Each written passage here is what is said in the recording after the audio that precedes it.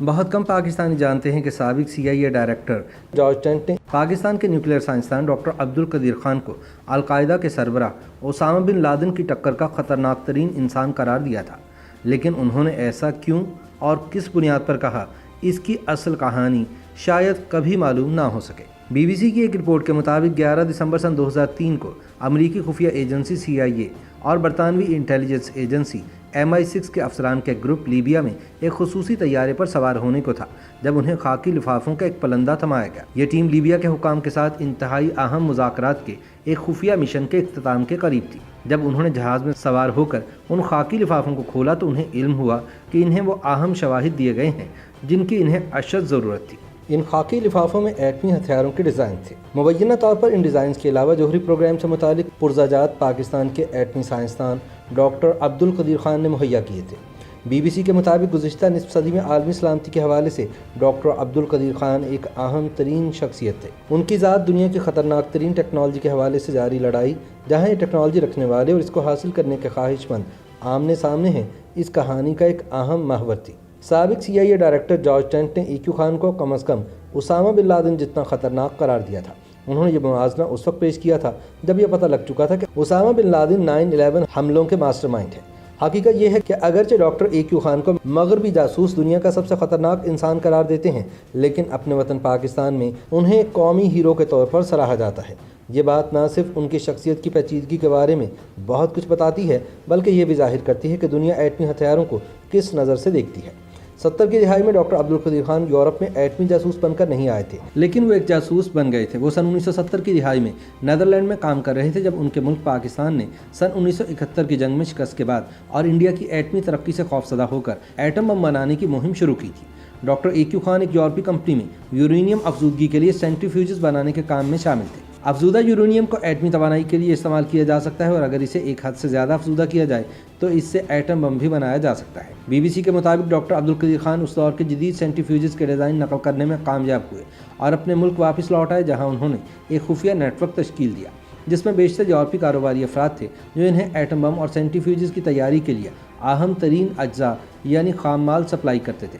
Doctor EQ Khan کو پاکستان کے ایٹمی پروگرام کا بانی بھی کہا جاتا ہے۔ انہوں نے نہایت احتیاط کے ساتھ اپنی ایک کہانی تیار کی جس نے انہیں انڈیا کے خطرے کے خلاف پاکستان کی حفاظت کے لیے ایٹم بم تیار کرنے والے قومی ہیرو کا درجہ دلوا دیا۔ ڈاکٹر عبدالقدیر خان نے ایٹمی ہتھیاروں کے اجزاء فراہم کرنے والے اپنے خفیہ نیٹ ورک کو درآمد سے برآمد کی طرف موڑ دیا اور وہ دنیا بھر میں گھومنے والی ایک شخصیت بن گئے اور انہوں نے کئی ممالک کے ساتھ معاہدے اور سودے کیے۔ ان میں سے بہت سے ممالک کو مغربی ممالک باغی ریاستیں سمجھتے تھے۔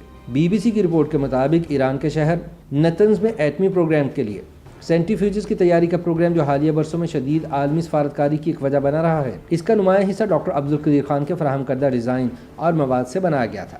ایک ملاقات میں EQ خان کے نمائندوں نے ایران کو ایک ایٹمی پروگرام کی تیاری میں استعمال ہونے والے مواد اور اجزاء کی ایک فہرست فراہم کی تھی جس میں قیمتیں بھی درج تھیں اور ایرانی حکام اس کے مطابق مال کا آرڈر دے سکتے تھے۔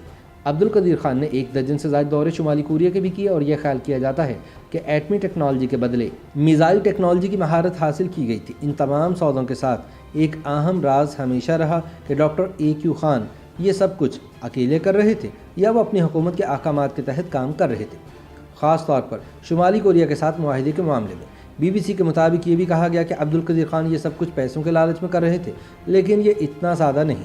وہ اپنے ملک کی قیادت کے ساتھ مل کر کام کرنے کے ساتھ ساتھ جوہری ہتھیاروں پر مغربی ممالک کی اجارہ داری کو ختم کرنا چاہتے تھے۔ انہوں نے ایٹمی ٹیکنالوجی پر مغربی ممالک کی اجارہ داری کو تنقید کا نشانہ بناتے ہوئے اسے مغربی منافقت قرار دیا تھا اور سوال کیا تھا کہ چند ممالک کو اپنے تحفظ اور دفاع کے لیے یہ ہتھیار رکھنے کی اجازت کیوں دی جانی چاہیے اور دوسروں کو کیوں نہیں۔ ایک مرتبہ انہوں نے یہ بھی کہا تھا کہ میں پاگل یا بیوقوف انسان نہیں، وہ مجھے ناپسند کرتے ہیں اور میرے خلاف ہر طرح کے من گھڑت اور بے بنیاد الزامات لگاتے ہیں کیونکہ میں نے ان کے اسٹریٹجک منصوبوں کو خراب کر دیا ہے۔ BBC رپورٹ کہتی ہے کہ برطانوی انٹیلیجنس ایجنسی MI6 اور امریکی CIA نے عبدالقدیر خان کی نگرانی شروع کر رکھی تھی۔ انہوں نے ان کے بین الاقوامی دوروں پر نظر رکھنا شروع کی، ان کی فون کالز کو ٹیپ اور پکڑنا شروع کر دیا اور ان کے نیٹ ورک میں گھس گئے اور اس کے لیے انہوں نے EQ خان کے نیٹ ورک میں شامل افراد کو بھاری رقوم کی پیشکش بھی کی۔ بعض مواقع پر کم از کم $10 لاکھ تک رقم کی پیشکش کی گئی تاکہ ان کے نیٹ ورک کے اراکین کو اپنا ایجنٹ بنایا جا سکے اور ان کے رازوں کو حاصل کیا جا سکے۔ BBC کے مطابق ایک CIA اہلکار کا کہنا تھا کہ ہم ان کے گھر کے اندر تھے، ہم ان کے دفاتر میں تھے، ہم ان کے کمروں میں تھے۔ 9/11 کے حملوں کے بعد خطرہ بڑھ گیا تھا کہ دہشت گرد بڑے پیمانے پر تباہی پھیلانے والے ہتھیاروں تک رسائی حاصل کر سکتے ہیں، اور یہی مشکل اور پیچیدگی پاکستان سے نمٹنے اور اسے ڈاکٹر AQ خان کے خلاف کارروائی کرنے پر آمادہ کرنے میں تھی۔ BBC کا دعویٰ ہے کہ مارچ سن 2003 میں جب برطانیہ اور امریکہ عراق پر بڑے پیمانے پر تباہی پھیلانے والے ہتھیاروں کی وجہ سے حملہ کر رہے تھے تو لیبیا کے رہنما کرنل معمر قذافی نے یہ فیصلہ کیا کہ انہیں اپنے ایٹمی پروگرام کے منصوبے سے چھٹکارا حاصل کرنے کی ضرورت ہے۔ یہ منصوبہ MI6 اور CIA کے خفیہ دورے کی وجہ بنا، اور جلد ہی اس معاہدے کے عوامی اعلان کے بعد اس نے امریکہ کو ایک اور اہم موقع فراہم کیا کہ وہ پاکستان پر زور دے کہ وہ ڈاکٹر عبدالقدیر خان کے خلاف کارروائی کرے۔ ڈاکٹر AQ خان کو اس کے نتیجے میں گھر میں نظر بند کر دیا گیا اور انہیں TV پر آ کر اعتراف جرم کرنے پر بھی مجبور کیا گیا۔ انہوں نے اپنی بقیہ زندگی ایک عجیب صورتحال میں بسر کی جہاں وہ نہ آزاد تھے اور نہ ہی قید۔ انہیں آج بھی پاکستانی عوام کی جانب سے ایٹم بم بنانے پر ملکی ہیرو اور نجات دہندہ قرار دیا جاتا ہے۔ انہیں بیرونی دنیا کا سفر کرنے اور بات کرنے سے روک دیا گیا۔